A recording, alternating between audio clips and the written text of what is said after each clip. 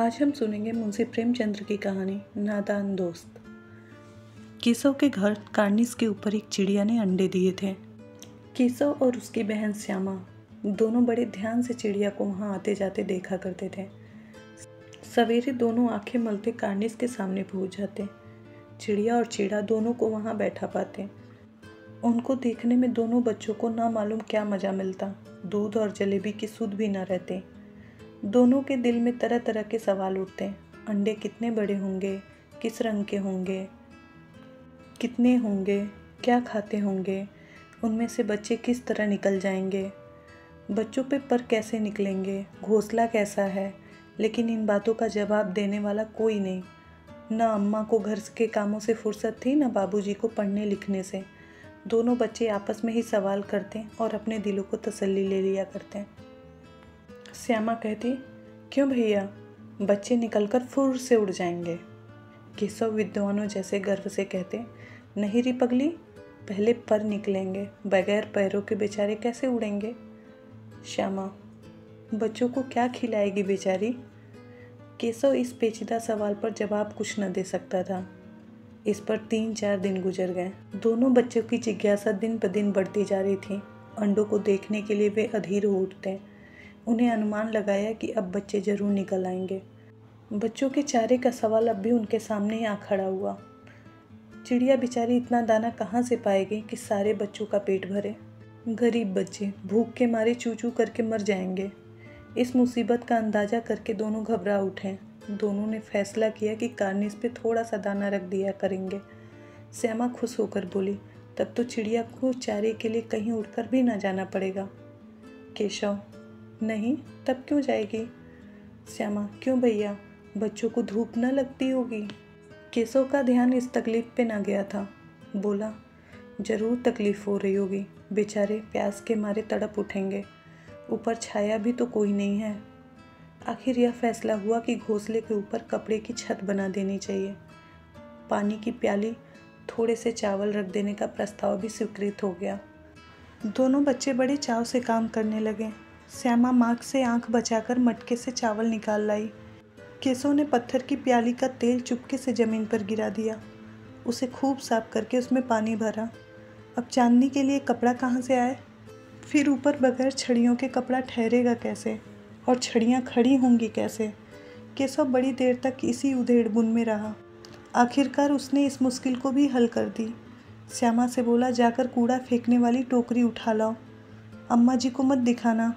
श्यामा, वह तो बीच से फटी हुई है, उसमें धूप न जाएगी। केशव ने झुंझलाकर कहा, तू टोकरी तो ला, मैं उसका सुराख बंद करने का कोई हिम्मत करूँगा। श्यामा दौड़ के टोकरी लाई। केशव ने उसे सुराख में थोड़ा सा कागज़ ठूस दिया और अब टोकरी को टहनी से लटकाकर बोला, देख, ऐसे घोंसले पर उसकी आड़ कर दूंगा, तब कैसे धूप जाएगी। श्यामा ने दिल में सोचा, भैया कितने चालाक हैं। गर्मी के दिन थे, बाबूजी दफ्तर गए हुए थे। अम्मा दोनों बच्चों को कमरे में सुलाकर खुद सो गई, लेकिन बच्चों की आंखों में नींद कहाँ।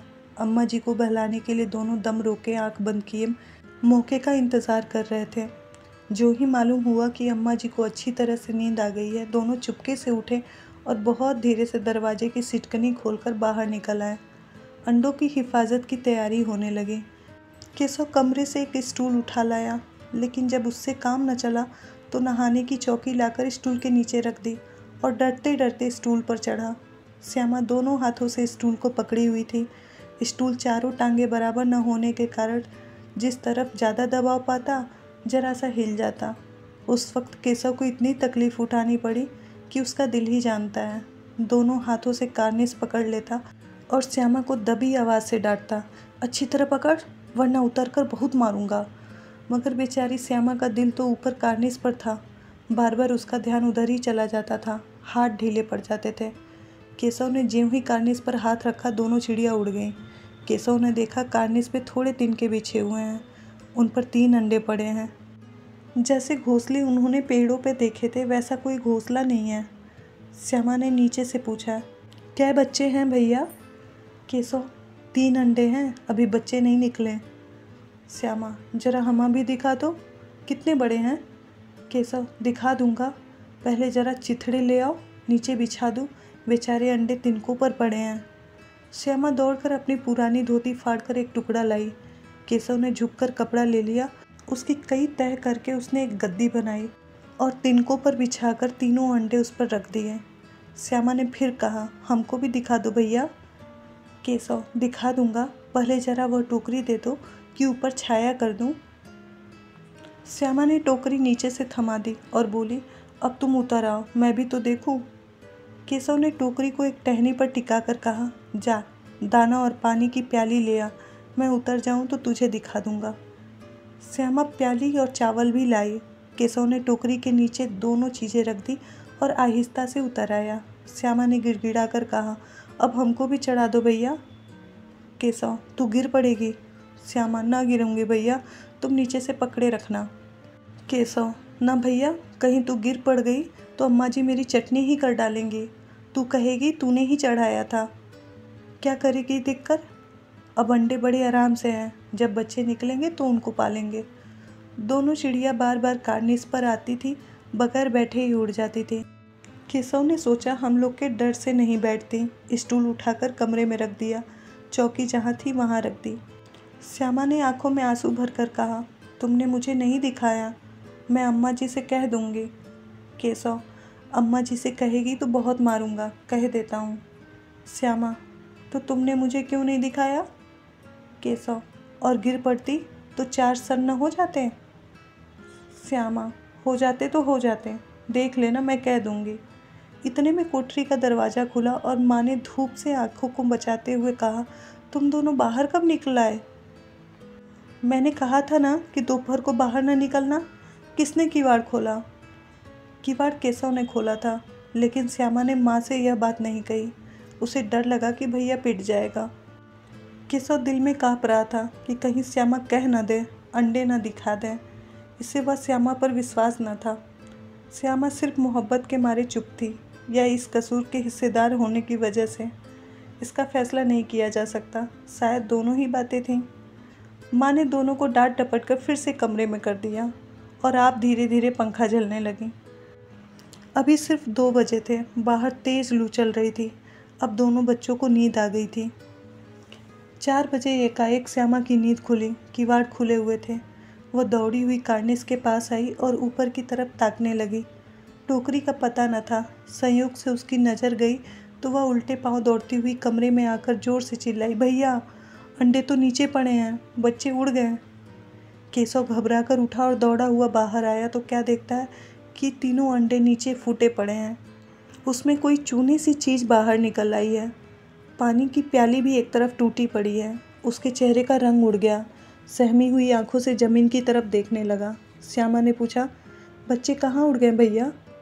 केशव ने करुण स्वर में कहा, अंडे तो फूट गए। श्यामा, और बच्चे कहाँ गए? केशव, तेरे सर में देखती नहीं, अंडों में से उजला उजला पानी निकल रहा है। वही तो 2-4 दिन में बच्चे बन जाते। माँ ने सीटी हाथ में लिए हुए पूछा, तुम दोनों वहाँ धूप में क्या कर रहे हो? श्यामा ने कहा, अम्मा जी, चिड़िया के अंडे टूटे पड़े हैं। माँ ने आकर टूटे हुए अंडे को देखकर गुस्से से बोली, तुम लोगों ने अंडे को छुआ होगा। अब तो श्यामा को भैया पर जरा भी तरस न आया। उसी ने शायद अंडे को इस तरह रखा कि वह नीचे गिर गया। इसकी सज़ा तो इसे मिलनी चाहिए। बोली, इन्होंने अंडे को छेड़ा था अम्मा जी। माँ ने केशव से पूछा, क्यों रे? केशव भीगी बिल्ली बना खड़ा था। माँ, तू वहाँ पहुँचा कैसे? श्यामा, चौकी पर स्टूल रख के अम्मा। केशव, तू स्टूल थामे नहीं खड़ी थी? श्यामा, तुम्ही ने तो कहा था। माँ, तू इतना बड़ा हुआ, तुझे अभी इतना नहीं मालूम कि छूने से चिड़िया के अंडे गंदे हो जाते हैं? चिड़िया फिर उन्हें नहीं सेती। श्यामा ने डरते हुए पूछा, तो क्या चिड़िया ने अंडे गिरा दिए अम्मा जी? माँ, और क्या करती? केशव के सिर इसका पाप आएगा। हाय, 3 जाने ले ली दुष्ट ने। केशव रोनी सूरत बनाकर बोला, मैंने तो सिर्फ अंडे को गद्दी पर रखा था अम्मा जी। माँ को हंसी आ गई, मगर केशव कई दिनों तक अपनी गलती पर अफसोस करता रहा। अंडों की हिफाजत करने के जोग में उसने उनका सत्यानाश कर डाला। इसे याद कर वह कभी कभी रो पड़ता है। दोनों चिड़िया फिर वहाँ न दिखाई दी। कहानी यहीं समाप्त होती है और अंत में आपसे एक विनम्र निवेदन है कि कृपया हमारे इस चैनल को सब्सक्राइब करिए। मिलते हैं एक और कहानी के साथ, तब तक के लिए नमस्कार।